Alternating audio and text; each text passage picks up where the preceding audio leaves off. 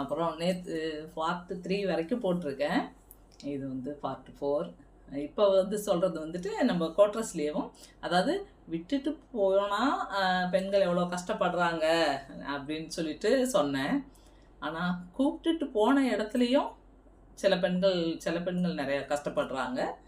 சில பெண்கள் கணவரையும் கஷ்டப்படுத்துகிறவங்களும் இருக்காங்க. அதுவும் நான் சொல்கிறேன். இப்போ இது நம்ம கோட்ரஸுக்கு பக்கத்துலேயும் ஆப்போசிட்லேயே இருக்கிறவங்க, அவங்க ஆமாம் கனடாக்காரவங்க.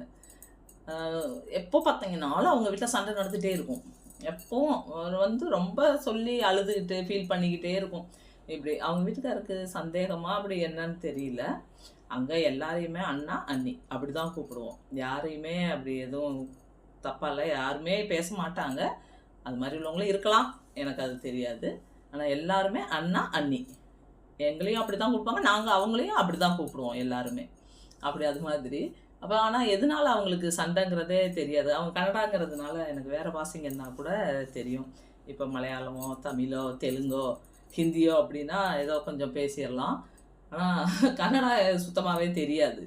அதனால் அவங்க சொல்கிறது புரியுமே தவிர திருப்பி எதுவுமே நம்ம ஆறுதல் கூட சொல்ல முடியாது. அப்போ அது மட்டும் இல்லை, அப்போவே அவங்களுக்கு ஒரு 6-7 வயசில் ஒரு பையனும் ஒரு குட்டி குழந்தை, 2 குழந்தை, அவங்களுக்கு 2 பேர் இருந்தாங்க, 2 பையன்.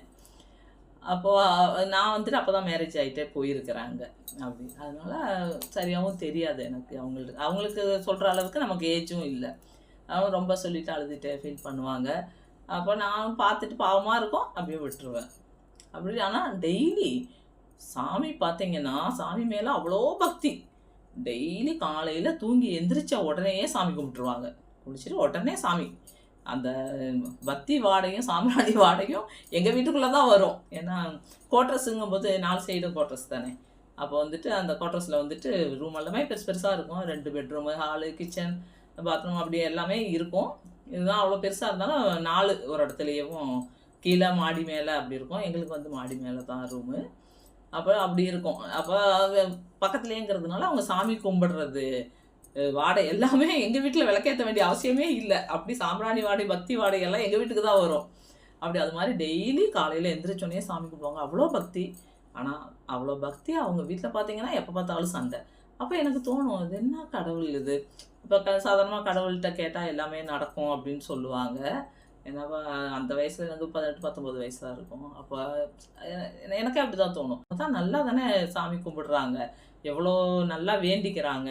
அப்போ அவ்வளோதான் இருக்கிறவங்களுக்கு போய் தெய்வம் இவ்வளோ கஷ்டம் கொடுக்குதே அப்படின்னு சொல்லிட்டு எனக்கு தெய்வத்து மேலே தான் ஒரு இது வரும். ஏன்னா